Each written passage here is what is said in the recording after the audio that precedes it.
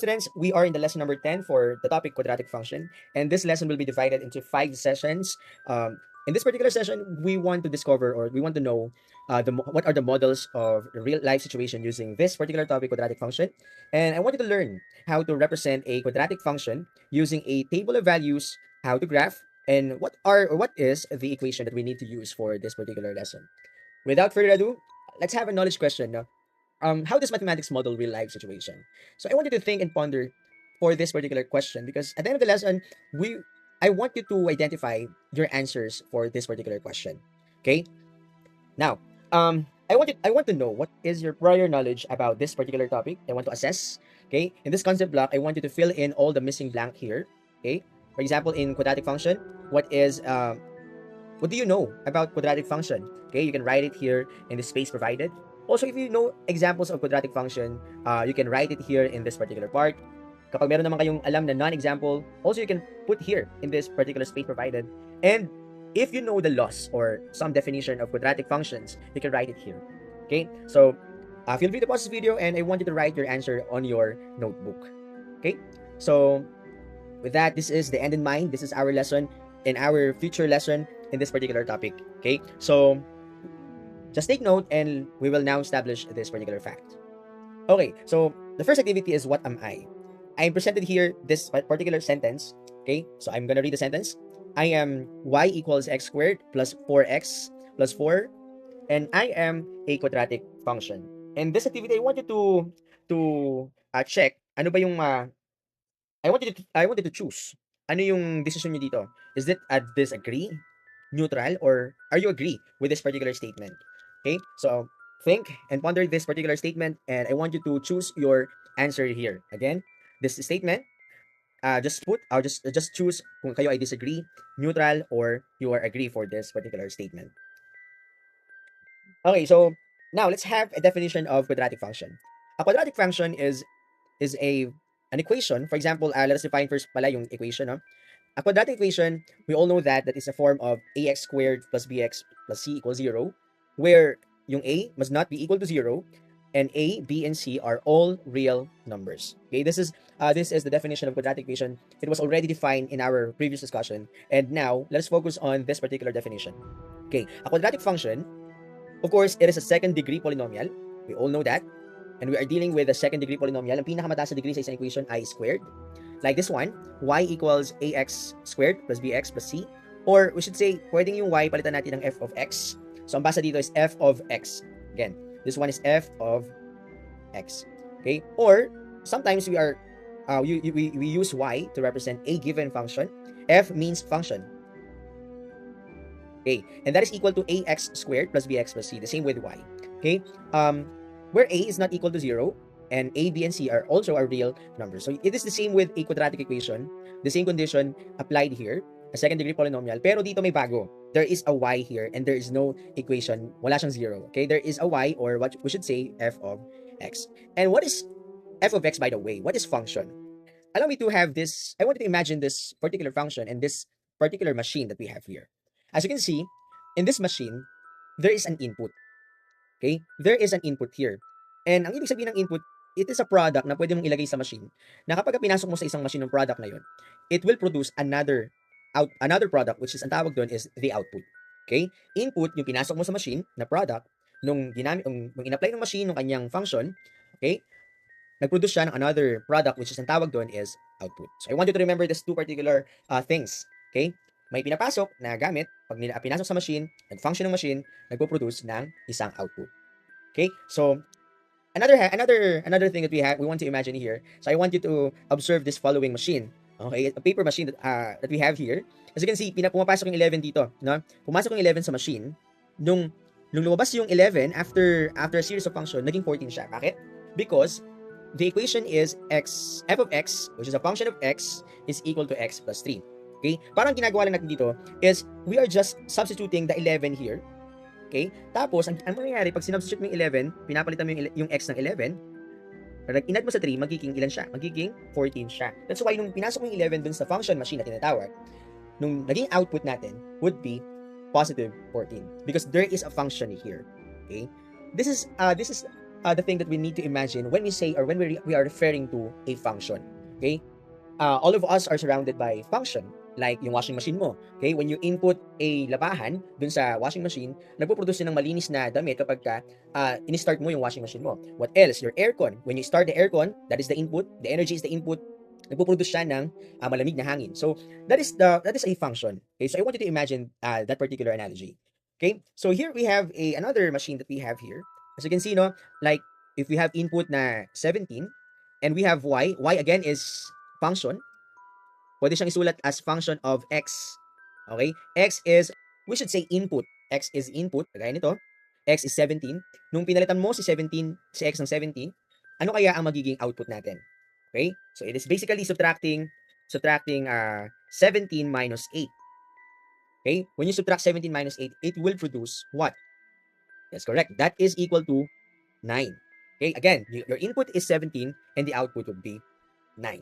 Okay? So, we are just evaluating, or yung term na ginagamit natin sa math, substituting.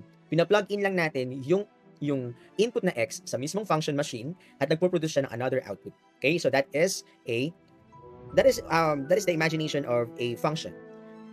Now, the focus here in this discussion is we want to learn how to graph, what are the table of values, how to substitute, and what are the equations that we need to use. Okay? But first is, let us graph. If I have here a quadratic equation, okay, Q is a quadratic equation, and we want to make it a quadratic function. So, ang gagawin mo lang, by the way, ang quadratic equation natin is x squared minus 2 equals 0. So, ang gagawin mo lang dyan para maging quadratic function, this is a quadratic function, yung 0, tatanggalin natin yan, or papalitan natin ng f of x, like this one. Okay? So, f of x, or, minsan, ginagamit natin yung y to represent a function of x. Okay? Again, si x ay independent, or yung input natin, ang result is yung y, which is the output. Okay, so graph down natin itong f of x equals x squared minus 2. So, when we graph that, we want to create a table of values. Okay, so this is our table of values. So, pwede siyang pahiga, pwede naman siyang patayo. Depende sa kung ano yung gusto ninyo. And, identifying the x here, our inputs, ikaw ang mag-decide. Okay, kung ano ang mga input mo. Pero usually, ang ginagawa natin, gumagamit tayo ng start tayo sa 0, which is yung pinakagitna. The negative 1, negative 2, negative 3. Okay, doon naman sa left side, yung mga negative numbers. Like, kung ito yung graph, start tayo sa 0, no, yung mga left, sasama natin. It's our x, okay? Also, we have positive 1, positive 2, and positive 3. Okay, so, there is an evaluation here. So, anong gagawin natin for our evaluation? So, how can we solve this particular f of x or yung mga missing blank here? Okay, again, you decide kung ano ang mga x values mo, kung ano yung mga input mo. And the output will be depende sa kung ano yung equation mo. Okay, so let's practice the first one. If we have here x is equal to negative 3, unahin natin to. Gagamit tayo ng equation na to, or alin lang dyan, parehas na naman yun. So I will use f of x na. F of x equals x squared minus 2. Then, ang gagawin ko dito sa mga x na to, papalitan ko siya ng input na negative 3. So let's have here the negative 3. But first, allow me to write again the equation f of, ginawa kong parenthesis yung x natin. Okay, so ang galay ko sa parenthesis is yung negative 3. Then again, nilagay ko dito yung negative 3 kasi yun yung una nating solve. Okay, ito yung hahanapin natin. When we have this one, if our x is negative 3 or the input is negative 3, when we simplify this one, negative 3 squared, and that is equal to 9, okay, minus 2. And what is that equal to when you get a difference or take away 2 sa 9? That is equal to 7.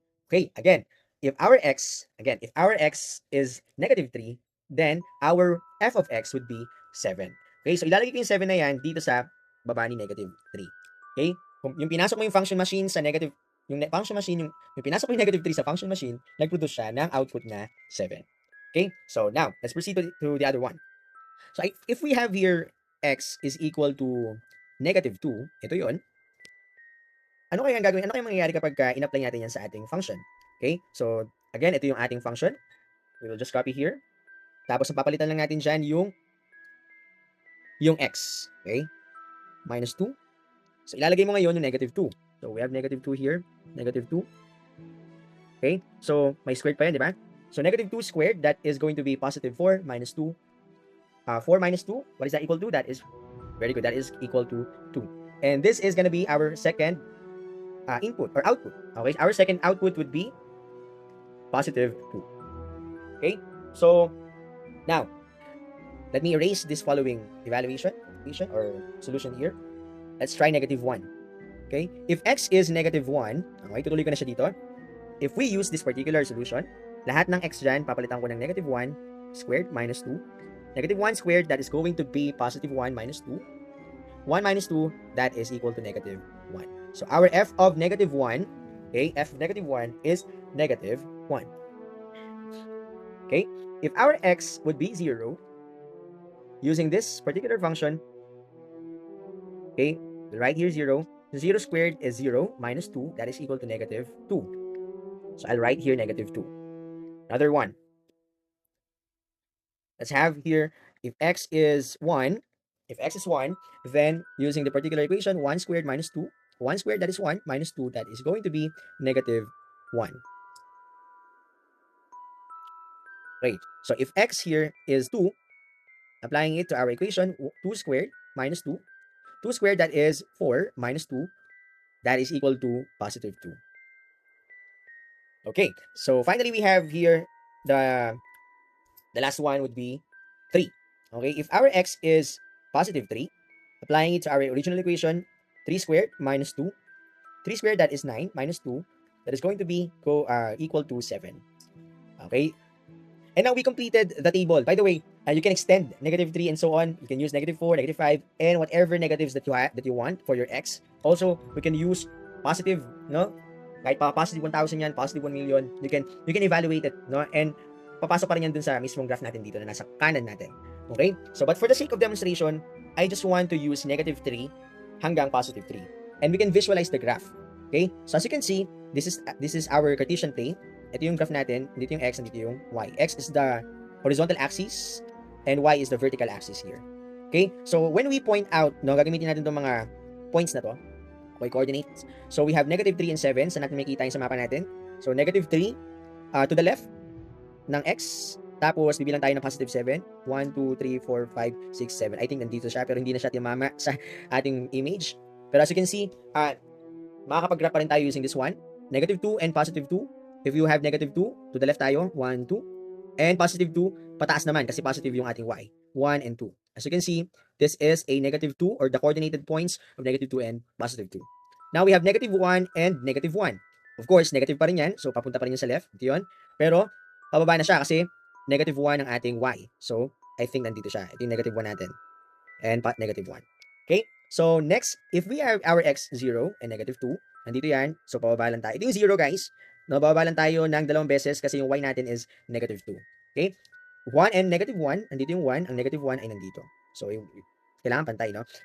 Of course, 2 and positive 2, nandito yung 2, this one, at yung positive 2 ay nandito rin. So, when we graph it, this is gonna be the graph. And 3, positive 7, ito yung 3. And akit lang tayo ng 7 beses, nandito yung 7. Okay, so, if we connect the points, we can create a graph. This is the graph looks like. If we use a Desmos or GeoGebra like I have here, so allow me to minimize this GeoGebra. Okay, so this is the GeoGebra. Okay, if we want to use our equation, x squared, I think yung x squared na yun ay x squared minus 2. X squared minus 2. If we enter it, no, as you can see, ito yung magiging graph natin. No? Ang makikita mo na dito yung roots actually. So yung roots using the graph is here. Okay? So as you can see, ito yung unang root, which is negative 1.41. Go ahead. If you can factor this x squared minus 2, okay, and find the x, you can find out that the root would be here. Okay? So existing siya dito sa ating graph. Okay? And the other root would be positive 1.41. Okay? So this is the graph actually. Tinutukoy ko kanina na yung mga part ng graph. Okay? So the important thing is if you have this particular table of values, you can graph without using our application. You can graph the given equation or given function here like x squared minus 2. Just know how to evaluate them. Okay? So now let's proceed to the other one. So for our second graph, we have x squared minus 4x plus 4.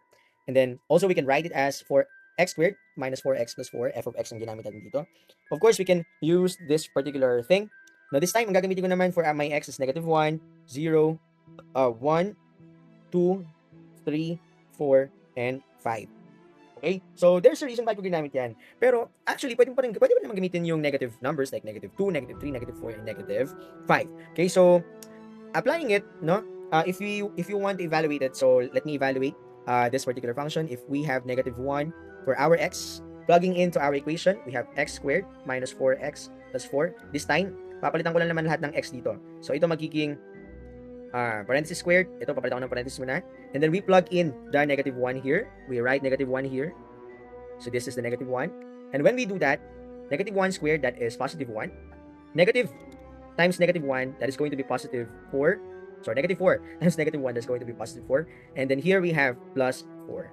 Okay, adding them, these three numbers, 1 plus 4 plus 4, that is going to be positive 9. So, kapag kang x natin ay negative 1, the answer would be 9. Our function would be 9. So, when you plug in, when you put the negative 1 dun sa function machine, maglalabas siya ng positive 9. Kasi ito yung machine natin. Okay? So, again, tingnan natin kung tama ba yun. Yung negative 1, actually hindi siya nakita dito. Pero I think nandito siya sa, ito yung negative 1. Pag tinaas pa natin yan, tatama yan. Okay? So, tingnan pa natin yung ibang x values. If we have 0, okay? If we have our 0 here, yung f of x natin is 0, and that is equal to, of course, yung x squared, papalitan ko na yung x papalitan ko ng 0, minus 4x plus 4. Okay? Ito, papalitan na, sorry, dapat pala palitan natin yung x dito. Magiging 0 na rin yan, plus 4. Okay? So, our parenthesis here, ito yung 0, 0. So, 0 squared, that is going to be 0. Negative 4 times 0 would be 0 plus 4. Okay? This will cancel out. Plus 4 would be the remaining. Okay? So, when you plug in 0 sa ating function, that is, the result would be positive 4. And as you can see, tingnan natin, ito yung 0, no? Allow me to move this particular things. So, move ko lang siya muna. Okay. So, when you have here 0, ito yung 0 natin as our x. Okay? When you climb 4 times up, 1, 2, 1, 2, 3, 4, I think yung graph ay tatama siya dito. Somewhere here. Okay? So, now let's try 1. If our x is 1, okay, if our x is 1, then plugging in sa ating original equation would left us 1 squared, that is 1. Negative 4 times 1 would be negative 4 plus 4 would be remaining here. Solving it, we have, of course, negative 4 plus 4 would be cancelled out because that is 0. The remaining would be 1. Okay? So if you plug in 1 sa ating original equation, then the result would be positive 1. Let us check if that is correct. So this is the 1, right? So when you have x na 1, ito yung x na 1, when you climb 1, since ang y natin is positive 1, nandito yung y, dapat ang graph ay nandito, or yung point ng sa graph ay nandito sa part na to. Okay? At nakikita nyo na tumama nga yan sa mismong parabolic graph natin. Okay? So, ituloy lang natin. You can try naman, no? What about 2? Sige, take time to solve or to evaluate 2. Very good, that is equal to 0. Let's try 3. Can do 3? That's right, that is equal to 1. Can you evaluate 4? Okay, let's try number 4. So, we have f of 4 equals 4 squared minus 4 times 4 plus 4. Okay? So, that is equal to 16 minus, because 4 squared, that is 16. Negative 4 times 4, that is 16. Plus 4. Okay, we can cancel this one because 16 minus 16 is 0. The remaining would be 4. Okay, so this one is positive 4. What about 5? Our x is 5. Let's try this one, no? 5 squared, that is 25. Minus 4 times 5, that is 20. 25 minus 20, that is 5. Plus 4 would be 9. Okay, so we completed our table here. When you graph this particular equation, x squared minus 4x plus 4, using a GeoGebra, so if we have y equals x squared minus 4x plus 4, at makita mo na ang graph natin ay ganito. Itong color orange na to, yan ang graph ng ating equation. Ito yung kanina, when you have 0 as your x, natatama yan dito sa y-intercept natin, which be 0 and 4. Okay? So this is the graph looks like if you manage to complete the table. Again, if you want to extend this one sa negative 2, negative 3, and so on, you can do that. If you want to extend this positive side sa positive 6, and so on, you can do that as well. Okay? But for the sake of demonstration, para ma-imagine nyo lang paano siya sinusolve, paano siya ini-evaluate, this is the process. Okay? So this is your particular activity. You can graph this, graph number 3, 2x squared minus 3x plus 4. This is the graph looks like. Okay? So kindly take time to graph and evaluate the following points here. So I'm giving you the points. So you can use -2, -1, 0, 1, 2, 3, and 4. Sige, feel free to pause this video and think and evaluate the following points of x here using this particular equation, or a function rather, 2x squared minus 3x plus 4. Okay? And now, so when you evaluate -2, okay, -2, and that is, sige, let's try -2 muna. So that would be 2 times, of course, we use the function 2x squared minus 3x plus 4. Okay, so allow me to change this particular color. So, mangyayari dyan, no? Ang mangyayari dyan, yung x dito, magiging mga value na i-input natin na x. So, papalitan natin yung mga x here. Okay, so this blank would be -2 because we want to evaluate -2. Also, -2 rin to. Okay, so how do you solve this particular part, no? If you have negative 2 squared, or 2 times -2 squared. So, we use the PEMDAS. We use the PEMDAS. Exponents first. -2 squared is just like you are multiplying -2 twice sa sarili niya. -2 times -2 or -2 squared, that is 4. Okay, so we have 2 times 4 minus, sorry, that is not a minus anymore because -3 times -2 would be positive 6 plus 4. And we get to simplify 2 times 4. We have 8 plus 6 plus 4. 8 plus 6, that is equal to 6. That is 14 plus 4, and that is going to be positive 18. Okay, if you plug in, if you input -2 sa ating function, the result would be positive 18. Right? So that would be positive 18. Okay, so let's try another one. -1. What about -1? Okay, when you check your solution, the answer would be positive 9. Okay? 0, yung pinakamadali 0. Bakit? Ang gagawin mo lang dyan, lahat ng x, lahat ng coefficient or term na may x, it will cancel out because anything that you multiply by 0 is always equal to 0. So, ibig sabihin, if your x is 0, cancel this one, ang matitira lang is 4. So, the answer would be 4. Okay? If your x is 1, the function would be 3. If you plug in 2, the function would be 6. If you plug in 3, the function would be 13. 4, that is 24. Go ahead and verify and check your solution. If we have the same table of values, just apply the concept that you've learned here to basically find the function for the given functions that we have here. Okay, when you graph it, when you 2x squared minus 3x, no? Y equals 2x squared. Okay, kapag graph natin yan using our GeoGebra or Desmos, 3x plus 4, the graph looks like this. Okay, so allow me to, as you can see, yung graph natin ay hindi siya tatama dun sa x-axis natin. Okay, unlike dun sa mga unang graph. Okay, so since hindi siya tumama sa x-axis natin, wala siyang magiging root. So what is our observation by the way here? Yung ating f, okay, yung ating f, tumama siya ng 2 beses. So ibig sabihin meron tayong 2 root. Okay, so if you manage to find the discriminant of x squared minus 2, may 2 roots dyan. Okay, and when we graph it, makita tayo ng 2 root. Ngayon, if we have our g here, okay, when you get the discriminant of x squared minus 4x plus 4, as you can see, makikita mo dyan na there is only one solution. Okay? Sige, kindly check kung tama yon. Because one thing for sure, na ang solution or root dyan is equal to positive 2. Like this graph represents. Okay? Okay? Ito yung graph natin. And sa ating h, when you get the discriminant of 2x squared minus 3x plus 4, walang root na makikita dyan. Because the graph here ay hindi tumama sa ating x-axis. Ano ba yung x-axis natin? Itong horizontal line. So when you compare this particular 3 graphs, it deals about the topic, it reminds us the topics about discriminant, okay? The finding the nature of a given roots. Okay? Na dito si F, merong 2 roots, yung color blue, yung orange natin, merong isa, is 1, at yung isa, walang given roots. You can verify it using your discriminant. So, that's the beauty of this particular lesson, graphing, okay? Because you can be able to visualize it.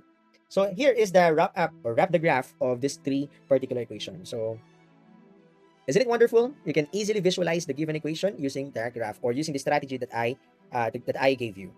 Okay, so now let us have a real life experience of a quadratic. So I'm going to explore this particular things. Okay, using this particular website, the Math is Fun. Sabi dito na when you kick a soccer ball or shoot an arrow, fire a missile or throw a stone, or naalala nyo si Stephen Curry, tumitira ng bola tinira niya yung bola papunta sa ring. Okay, so it deals about an arc. Okay, an arc na when you throw a thing sa air and by the law of gravity, of course, it always comes down again. Okay? So the following path, ang tawag doon is parabola. Okay, so let's have this particular thing. If I have here a soccer man or soccer player, he is trying to kick a ball, and when we what do you call this? Anong tawag dun sa Tagalog? Kapag ni-navigate natin tong graph na to, okay? Pag tinap ko to, ang mangyayari diyan si soccer man or soccer player, titirahan niya yung ball. Okay? So ay, yan, mayroon diyang kick me. So I will kick this ball. And you will notice that the ball is somewhat, ulitin natin, no? Somewhat pumunta sa air, pumunta sa pinakataas, na-reach niya yung maximum point. By the law of gravity, no, bumaba pa rin siya, bumaba pa rin yung ating ball here. Okay? So, kapag ang equation natin ay ganito, of course, ganito yung magiging graph natin. As you can see, the A here would be negative. Okay? Na lahat ng mga A natin kapag negative, as you can see, yung ganito yung magiging itsura ng graph natin. Okay? So, yung B naman, parang ginagawa lang ni B is, pinupunta niya sa kanan at kaliwa yung ating graph. At si C naman, pinupunta niya sa taas at ibaba yung ating graph. Okay, so let's try it once again. This time, pataasin naman natin yung ating B at papuntahin natin sa kanan. Okay? So this is the equation. Okay, so it requires a lot of energy para pumunta sa pinakaitaas, pinaka-reach point, at mabilis ang pagbaba niya, no? Since nanggaling sa mataas na point. And as you can see, ganito pa rin yung itsura ng graph. And what about kapag ang A natin is positive? Let us have a short look here. So let's try an positive A. At papuntahin natin sa x-axis. Kasi ito, no roots yan. Right? Walang roots because hindi sumama sa x-axis natin. Ito, meron tayong dalawang roots. Sino yung dalawang roots natin? Itong point na to at itong point na to. Okay? So, tingnan natin. By the way, papansin mo yung roots, no? Parang ito yung starting point niya, ito yung ending point niya. And that is true. No? Ganun yung roots. Kapag ang roots, ang wire solution, yung x, palagi siyang starting point at ending point. So, let's have, this one is a balloon. The x would be positive, or the A would be positive. Of course, this is the equation. And let us take a look. Okay, palaging ganun na nangyayari. Kapag we have a balloon here, so yung balloon, bumaba muna siya, na-reach niya yung minimum point, yung pinakababang point here, tapos napunta sa ending point, which is ang ending point ay yung roots. Okay, balik lang ako sa soccer. So you can see here, no? Ang starting point ng soccer player na to is this one, ang ending point niya would be this one. Okay, so that is the beauty of quadratic equation. Ganun pala yung Sir Ice, no? Kapag nagsosolve tayo ng roots, we are solving the ending point, is the starting point, and the ending point of a thing or yung gamit kapag binato mo, no? And it creates a path like a parabola, like this one. Na makikita ko, ma-identify ko yung kung saan to mapupunta. Kung saan mapupunta yung gamit ko at a certain point in time. Okay, so like this one, no? This is the beauty of this particular topic.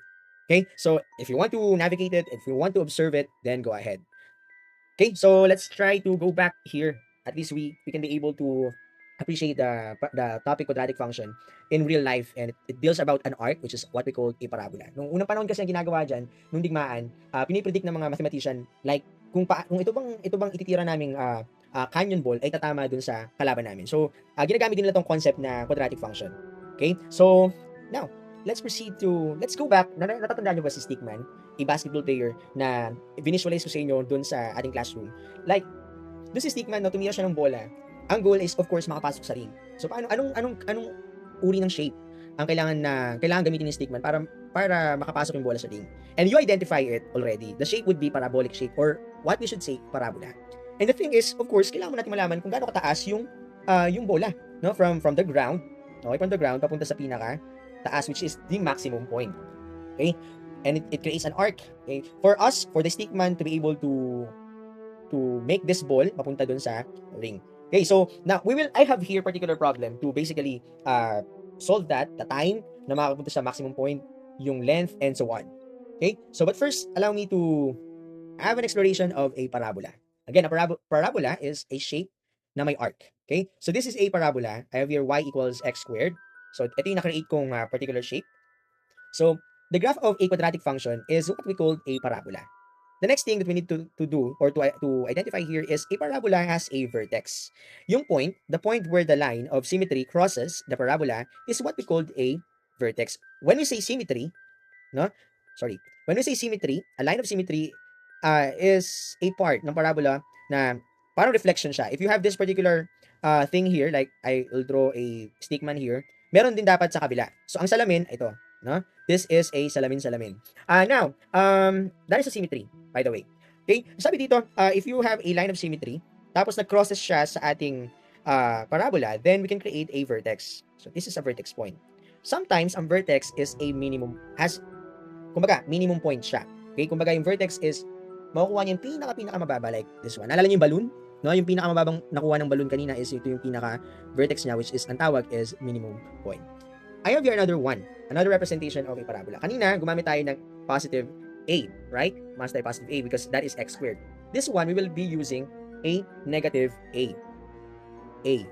Ayaw niya ng a. So, this is a negative a. Ayaw sumulat. Our a is negative. Or our a is less than 0, I believe. Okay, because less than 0 is negative numbers. So, this is the parabolic shape. Papunta naman, it opens downward. By the way, it opens downward. This one is opens upward. Okay, opens downward naman ito. And when we have this particular opens downward graph, the vertex would be somewhat called maximum points. Naalala niyo yung isa namang soccer ball, yung naglaro kanina ng soccer. Okay? So, at some point in time, ma-reach niya yung maximum point. Okay? So, when we have this particular part, of course, yung vertex, makikita mo kapag may line of symmetry dito na nag-cross dun sa ating parabolic shape, this one is a vertex point. Okay? Mahalaga yung symmetry. Sometimes, ang symmetry, mamaya makikita nyo, hindi lang naman dyan palagi sa pinakagitna. So, this is a picture of those definitions that we need to explore in a parabolic shape. Okay?